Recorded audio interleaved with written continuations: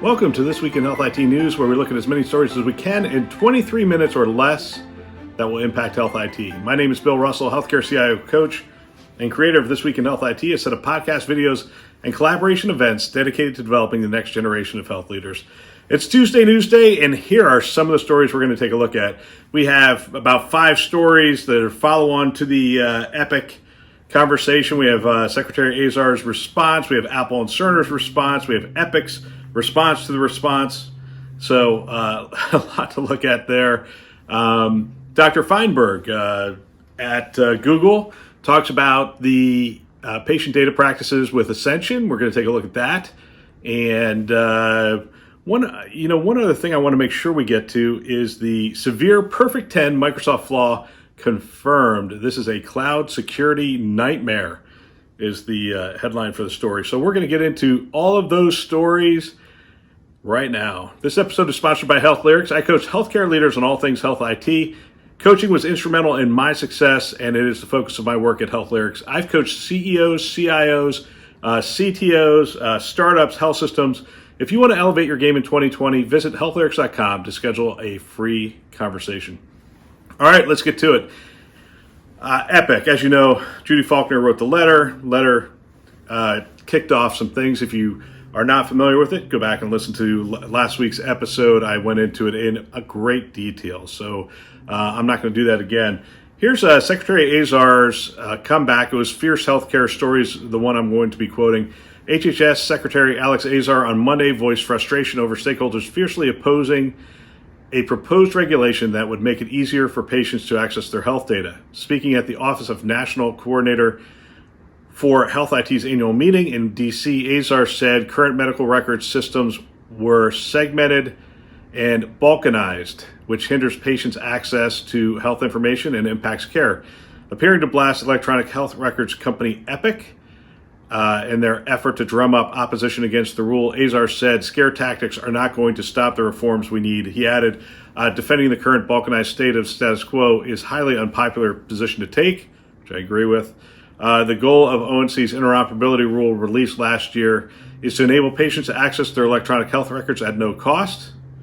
Providers should be able to use health IT tools to provide the best care for patients without excessive cost or technical barriers. So that's Secretary Azar. And as I said last week, whoever wins the argument in the town square, in the public opinion, is going to win this argument. And there was an awful lot coming back at Epic as a result of this. So you have, that's Secretary Azar's response. You have Apple, Cerner, call for interoperability rule release without further delay, highlighting industry rift. Big tech giants Apple and Microsoft are joining health IT vendors and health plans to meet with federal officials. This was last Monday, I believe, to voice strong support for efforts to give patients access to health data. The Caring Alliance, a private sector collaboration made up of major health insurers, providers, health IT companies, and tech giants, announced last week that it is meeting with the OMB to request the agency to finalize and release the proposed interoperability rules without further delay.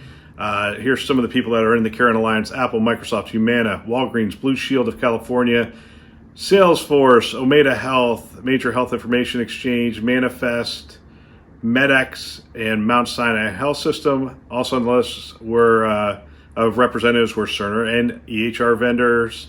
Epic, oh no, just Cerner, an EHR vendor and competitor to Epic. So I don't know if Epic was at that meeting or not, to be honest with you. It doesn't look like they were.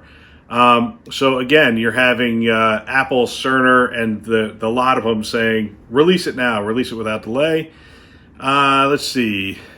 So let's go into this. So are Epic's patient privacy concerns a smokescreen? One industry consultant weighs in.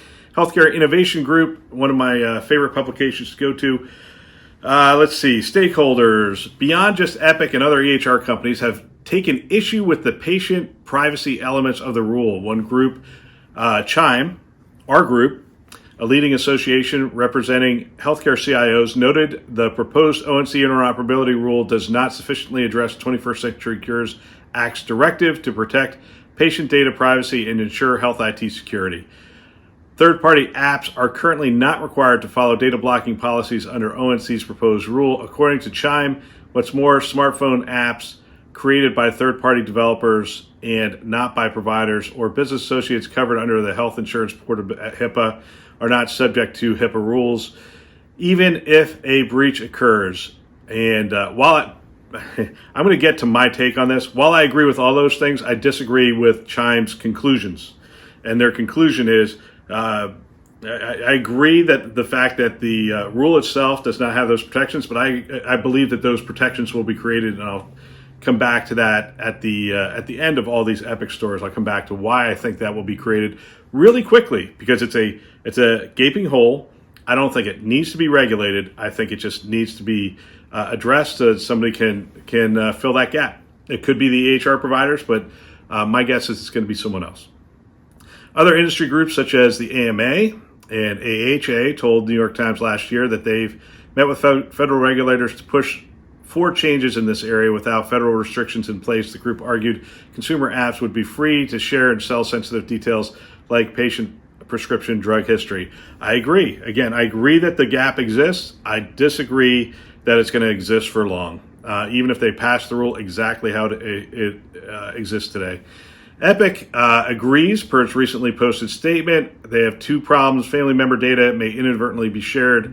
Apps may take much more of the patient's data than patient intended. Company officials compared these two risks to what happened with Facebook and Cambridge Analytica. Michael Abrams, managing partner of healthcare consulting firm Numeroff and Associates, says the patient privacy is a hot-button healthcare topic of the day, and by coming out as a presumptive advocate of patient privacy, Epic is trying to look like the good guys. I'm not sure there's anything else they can point to that puts them in that same light, he says. Adding that Epic's comparison to patient privacy risks in ONC's proposed rule to Facebook Cambridge Analytica situation is completely specious. Some of the players in the industry are attempting to leverage patient privacy in an effort to once again stonewall change in the industry and maintain status quo, which keeps them in control. He goes on to say a couple more things just like that. Like, Epic's looking out for Epic, and the industry is looking out for the industry. And essentially, there's not really much to see here. So let's take a look at what Epic said. This was on Epic's website. Epic supports patient access to their data, proposes ONC rules solution, proposes ONC rule solutions to protect privacy.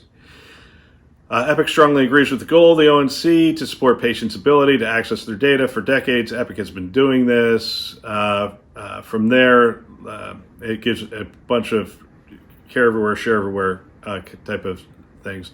We appreciate that HHS is trying to make their proposal rule for data sharing better for patients and has been listening to many voices. We recommend necessary solutions before the ONC rule is finalized to prevent serious risks to patient privacy.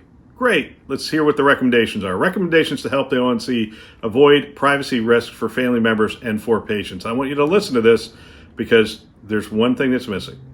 By requiring health systems to send patient data to any app requested by the patient, the ONC rule inadvertently creates a new privacy risk.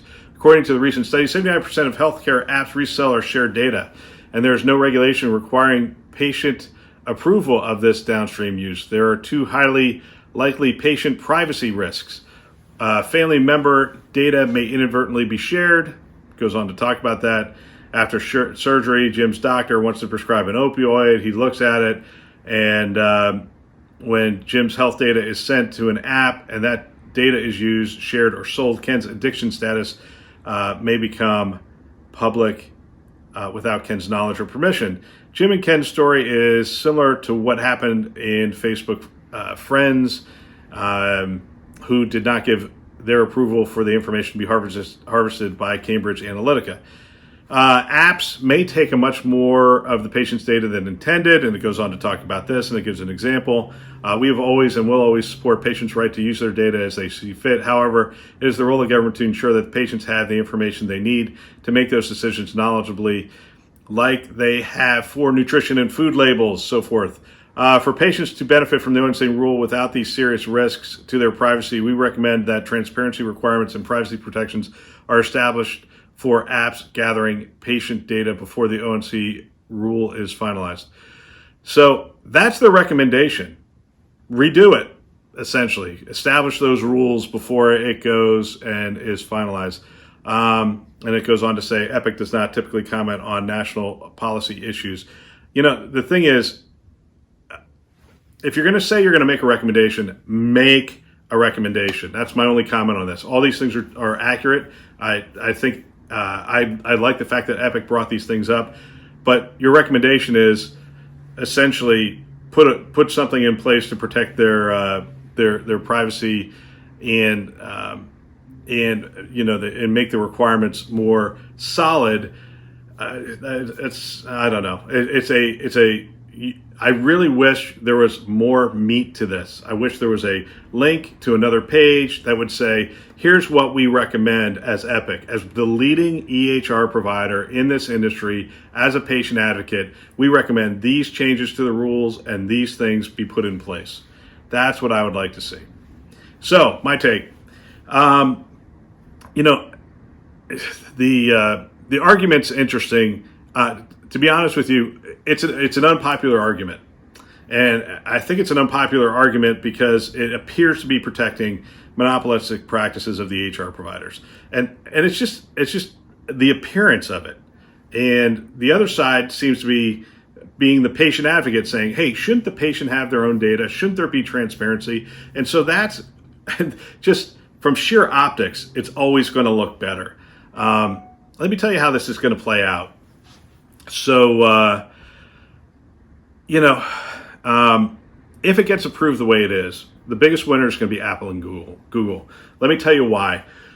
They will become the security mechanism for health records. The API will open up the data from the EHR providers, and they will bring it into their phone apps. They will bring it into Apple Health and Google Health Record. I don't know what the Google one is called, but essentially Google's Health Record, Apple's Health Record. And because that's going to be the mechanism, that's going to be the platform we all bring it into. So they're going to be the big winners. Health systems are then going to really be forced to put things into place that allow people to come in with their phone that has their complete medical record stored by Apple, stored by Google, and give them the ability to give them the record and give the record back to them when they check out. So it is going to become much more transportable, as HIPAA was really designed to be a long time ago.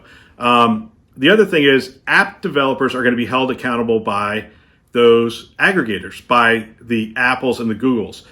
Epic will no longer be the aggregator. Cerner will no longer be the aggregator. There will be a new group of aggregators of health data that provide those APIs, and then they will create the security mechanism, and they will do that because they are consumer-centric organizations. They know that if they allow that to get out there, that there's going to be problems. This is one of the reasons that Apple's privacy and security play, that their marketing is so effective, because they see the future, and the future is going to be about who can protect my privacy. And I believe Apple's playing the right game here. I think there's going to be other players that pop up here, but they will not be as strong and powerful as Apple and Google. If I were Health Catalyst, I would probably get into this game as well. But that's just my take. This is a done deal. This is going to happen. We are going to have to allow access. I think Apple and Google can come to the rescue of the health systems instead of them trying to put a team in place to manage the APIs, manage the security, manage the access to the record. I think there's a potential partnership with Apple and Google here where they can actually do that. So we will see. We'll see how this plays out, but it continues to be this is the year of interoperability. I've talked to a bunch of people this week. This is the year that it truly happens. The vision of the patient having their record, being able to, on my Apple iPhone, being able to download another app, have them access the data, me knowing what access they're getting because Apple's providing me records, and then them, doing something and then giving me value back on that medical record. I believe that is going to really come to the fore this year. We'll get back to our show in just a minute. Galen Healthcare is an award-winning, best-in-class healthcare IT consulting services and technology solutions firm. One of the areas my company used Galen when I was a CIO was for data archiving, migration, and legacy application support services. They had a comprehensive framework designed from years of frontline healthcare experience, built on a run, migrate, and archive design. Run was to keep the legacy application running effectively. Migrate, convert the relevant data from legacy systems to the new. And archive was to file it away while maintaining access to critical clinical and operational data. If you find yourself looking at retiring legacy healthcare applications, check out Galen at galenhealthcare.com. And we want to thank them for becoming a channel sponsor and supporting the work of developing the next generation of health IT leaders. Now, back to our show. All right, David Feinberg, Dr. Feinberg defends Google's patient data practices with Ascension Health Data Management. So that's the article was in Health Data Management. So Feinberg defends his practices. Here it is. Ascension chose Google as a cloud provider for their records, said Feinberg. In our cloud services, the information is encrypted in transit. It's encrypted at rest. We have no access to the information. I can't tell you how many medical records they have because we actually charge them for storage space, not for specific records. Think of it as a warehouse. The only one that has a key to the record is Ascension, which is interesting. Feinberg insists that Google's dealings with Ascension are fully compliant with HIPAA and include strong security and privacy measures for protecting patient records. He goes on to say there may be times where Google employees are exposed to personal health information. And this was Feinberg speaking at the Startup Health Festival. Those Google folks are trained in HIPAA. It's through a business associated agreement. Ascension has 600 business associated agreements, by the way.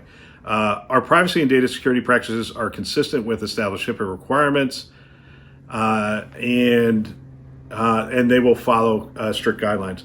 So that's what Feinberg says. It goes on. The article goes on to quote Eduardo Conrado, who is the Chief Strategy Digital Officer for Ascension. Our privacy and data security practices are consistent with established HIPAA requirements, and we will continue to ensure that these are followed. In short, our work with Google Health has adhered to the same standards of data privacy and security oversight we have used in our work over the many years with numerous healthcare partners, including EHR, registry, payer, and analytics vendors, as well as state and federal agencies. Conrado noted that Ascension's work with Google in piloting of a searchable cloud-based longitudinal clinical record falls under a business associate agreement between the two organizations. The clinical data shared with Google Health to pilot this application is protected by a series of layered security measures, including encryption, audit trails, limited permissions, who can access this data, all of which is controlled by Ascension. He added, clinical information remains in Ascension's private cloud environment, which is controlled, logged, and monitored by Ascension. When it comes to protected health information, Conrado concluded that PHI available to the Ascension and Google Health EHR search pilot teams is limited to a subset of Ascension patients, and that the number of team members who access PHI and the amount of that data that any team members accesses is limited to what is necessary to complete their work. Okay, so here's my take on this. I spoke with both of these gentlemen at the JPM conference. I was able to see the Ascension video of this, the internal Ascension video. The Google presentation of the Google Health record, that's actually out on YouTube. You can search that. But I saw the internal Ascension presentation of the medical record, and and I also reported on this when the Wall Street Journal article came out. There's really nothing to see here. I mean, they followed HIPAA. We knew they followed HIPAA. There's a lot of lawyers and really smart people at Ascension. There's no way they're just handing the data over to Google. And Google's smart enough to not start sharing their information with Google Search. It's just that, it was almost outrageous, the claims that were being made after that article. It just went kind of crazy. So there's really nothing to see here, except really what I said back then was the future of HIEs in the industry is right here. If I were running an HIE, I would be talking to Google right now. I would want to know, what it would take to have their interface on top of the HIE data for the community that I serve. It is extremely powerful. It's not only search, it's voice navigation, it's graphing and trend analysis. There's powerful technologies on the background, identifying important information, and great design, making it easy to see and find. And the thing about this to always remember here, is that the number one problem that Ascension had to solve was they did not go to a single EHR across their entire system. 110 different health entities, probably 50 to 100 EHRs. And you're looking at this data and you're going, this is awesome. This is awesome how they brought that data together. It's awesome, the presentation of that data, the ability to do analytics, trending, and analysis on it. This is the future. It's exciting. I'm looking forward to more. I'm going to reach out. I have reached out to actually both of these gentlemen to be on the show, and they have both agreed. So we will get that. We'll get that scheduled and get that out to you guys as soon as we can get it on the calendar. All right, we're running down on time here, so I'm going to go to this Microsoft flaw because I think it's a big one. So severe, perfect 10. Microsoft flaw confirmed. This is a cloud security nightmare. This is a Forbes article. Checkpoint's Yaniv Balmas tells me it undermines the concept of cloud security. You can't prevent it. You can't protect yourself. The only one who can is the cloud provider. So Microsoft did quickly fix this vulnerability when Checkpoint approached them in the fall, and customers who have patched their systems are now safe. The vulnerability is as punchy as it gets, a perfect 10. It's huge. I can't even start to describe how big it is. The reason for the hyperbole is that Balmas says his team found the first remote code execution exploit, RCE, on a major cloud platform. One user could break the cloud isolation, separating themselves and others, intercepting code, manipulating programs. The isolation is the basis of cloud security, enabling safe sharing of common hardware. There's no detail when Microsoft patched the flaw, just a short explainer. An attacker who successfully exploited this vulnerability could allow an unprivileged function to run by the user to execute code, the company said at the time, thereby escaping the sandbox. This week, Microsoft confirmed their report. They addressed these issues in 2019, and there's CVE 2019-1372 and 1234 addresses those vulnerabilities.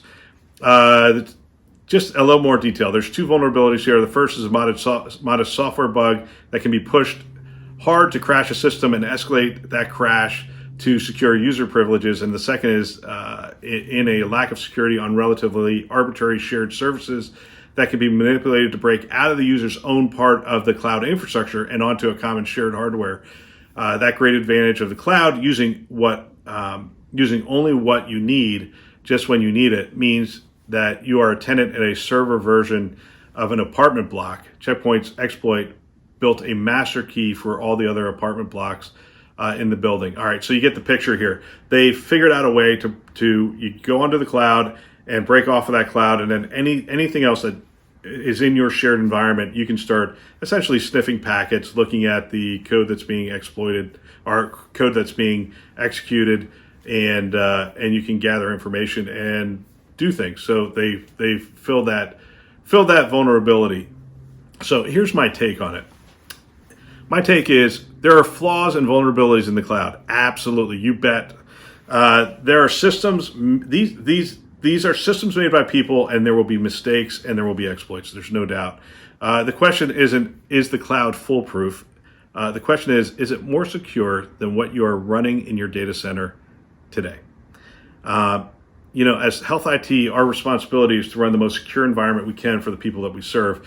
And just because we have more control does not mean it is more secure.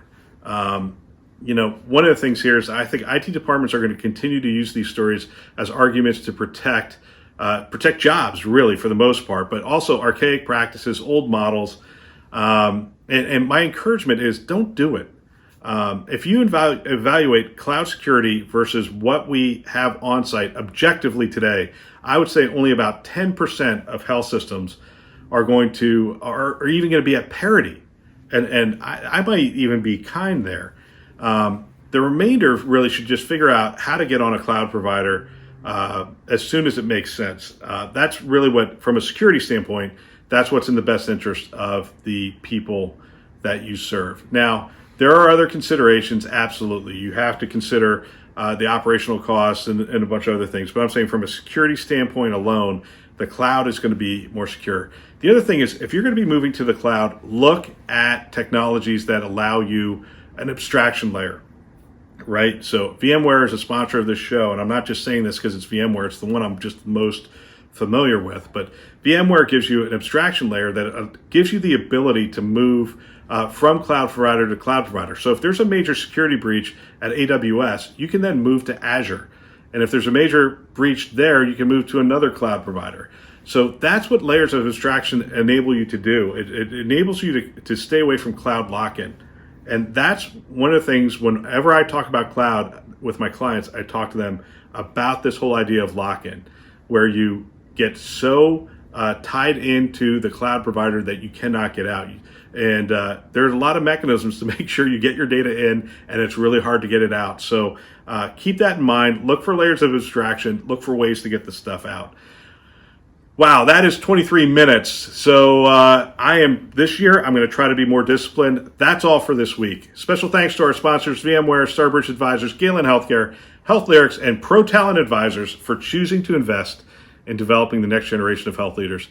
This show is a production of This Week in Health IT. For more great content, check out the website, thisweekhealth.com, or the YouTube channel. If you want to support the fastest growing podcast in the health IT space, share it with a peer. Best way to do it. Send them an email. Tell them to listen. We will be back again this Friday for another interview with an industry influencer, and we'll be back next Tuesday for more news that is going to impact health IT. Thanks for listening. That's all for now.